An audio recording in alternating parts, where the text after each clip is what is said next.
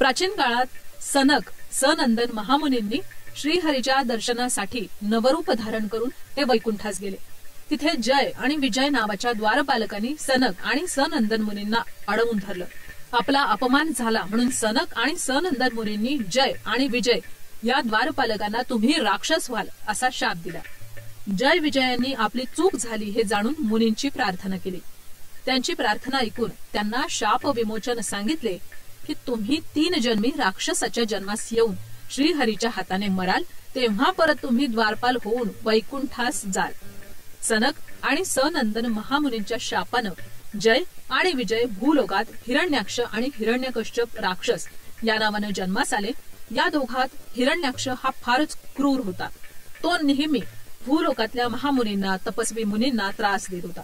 त्यातल्या त्यात विष्णू भक्तांना आणखीनच जास्त त्रास देत होता.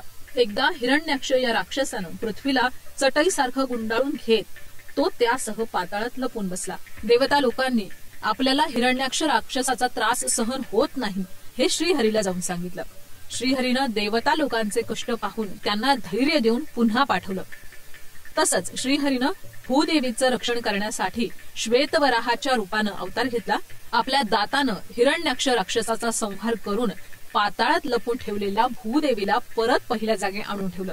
श्रीहरीनं हिरण्याक्ष राक्षसांचा संहार केल्यानंतर देवता आणि इतर मुनिजनांनी प्रार्थना केली, ज्या भूदेवीला आपण वाचवलं त्याच भूमंडळात राहून भक्त लोकांचं रक्षण आपण करावं.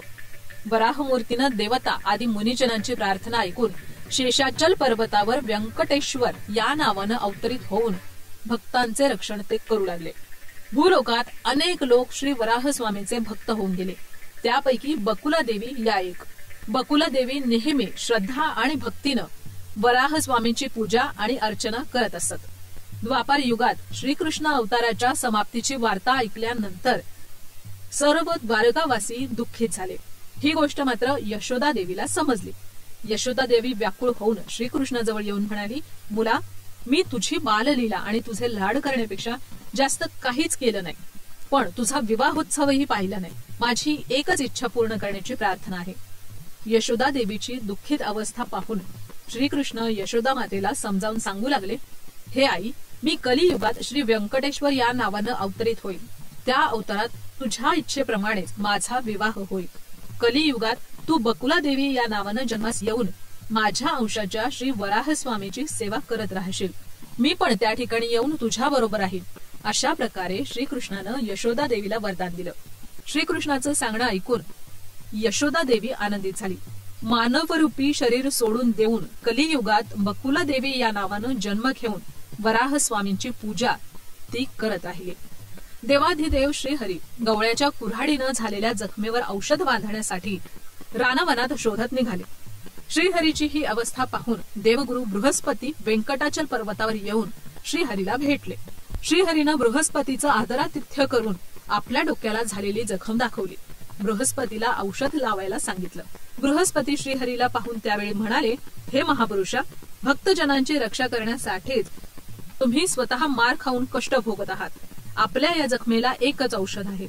गुलेर झाडाच्या दुधात कापसाचे बोळे भिजवून जखमेवर बांधल्यास ती बरी होईल, असं सांगून बृहस्पती श्रीहरी जवळून निघून आपल्या निवासास चालते झाले.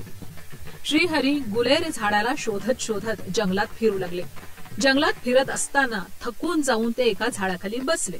जवळच त्यांना एक झोपडी दृष्टीस पडली. हळूहळू त्या झोपडीजवळ गेले. त्या ठिकाणी श्रीकृष्ण भजनाचं नामस्मरण चालू होतं, पण ते नामस्मरण श्रीहरी ऐकू शकले नाही, कारण जखमेच्या त्रासानं ते अत्यंतिक व्याकुळ झाले होते. त्या वेदनेनं आई आई म्हणत ते बसले होते. तो आवाज ऐकून बकुला देवी भजन करणं सोडून झोपडीतून बाहेर येऊन त्यांनी पाहिलं तर एका महापुरुषाच्या डोक्यातून रक्ताचे थेंब त्यांना दिसले आणि ते पाहून त्या निशब्द झाल्या. त्यांना आत घेऊन जाऊन त्यांची शुश्रूषा बकुला देवीने केली.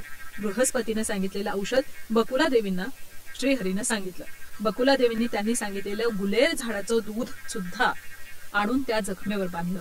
लवकरच श्रीहरीची जखम बरी झाली. बकुला देवीलाही या गोष्टीचा आनंद झाला. नंतर बकुला देवी यांनी श्रीहरीला विचारलं, हे मुला, आपण कोण, कुठून आलात? ही जखम तुम्हाला कशामुळे झाली? आईचे हे शब्द ऐकून श्रीहरी म्हणाले, आई, मी कोण आहे हे तुम्ही ओळखलं नाही.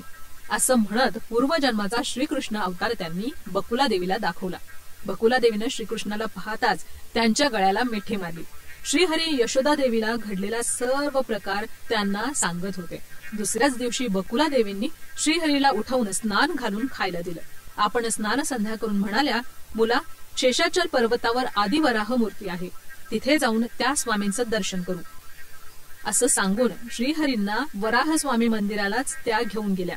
श्रीहरी आणि बकुला देवी दोघांनी भक्तिपूर्वक स्वामींची पूजा केली.